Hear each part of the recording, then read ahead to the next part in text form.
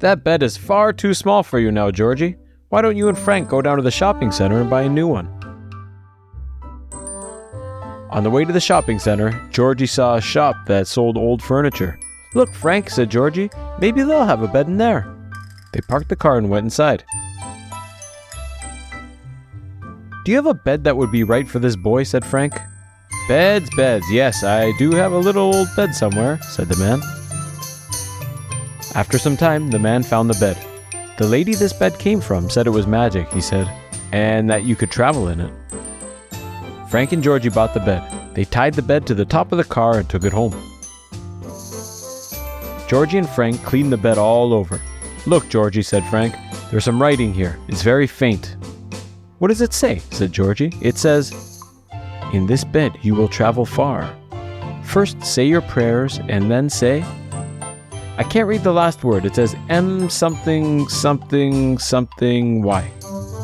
What on earth have you got there? Said Georgie's granny. Why did you get that awful old bed? Why didn't you go to the shopping center and buy a new one? It's a lovely bed, said Georgie.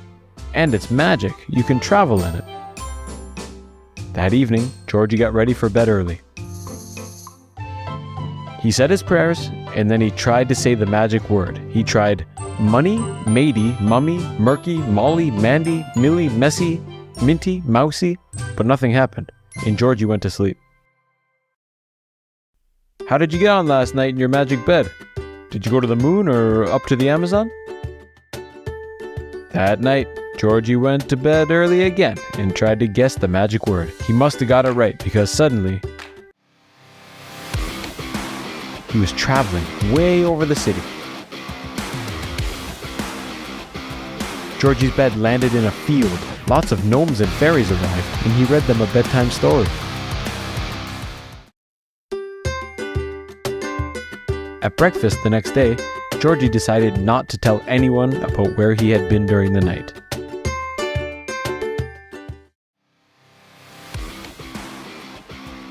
That evening, Georgie was off again. This time he was traveling over the jungle. Georgie came across a young tiger that was lost. It had wandered away from its parents and didn't know how to get back home.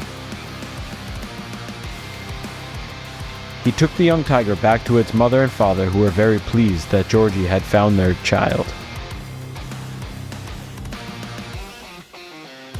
On one of his journeys, Georgie found a chest full of treasure in a cave. But there were some pirates who were very angry because they thought the treasure was theirs. They chased Georgie down the beach. And he only just managed to escape. Some nights, Georgie would go for a swim with the dolphins, which is why his bed was sometimes wet in the mornings.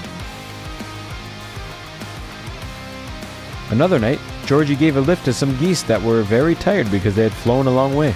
Then he had a race with some witches. Then came the day when they went away on their holidays. They waved goodbye to Georgie's granny and set off. While they were away, Georgie forgot all about his magic bed. The holiday soon ended and they all came home. There's a lovely present for you, Georgie. It's in your room, said his granny. Georgie rushed up to his room, and there in the corner was a brand new bed. What have you done with my magic bed? Said Georgie. Oh, that nasty old bed went down to the dump today, said Granny. Georgie raced out of the house, down the steps, and along the road to the dump. Just managed to get through the gates as the dump was closing. There, on top of a rubbish skip, was George's magic bed. Georgie climbed up into the skip. He leaped onto his bed and said the magic word, and the bed rose quickly into the sky.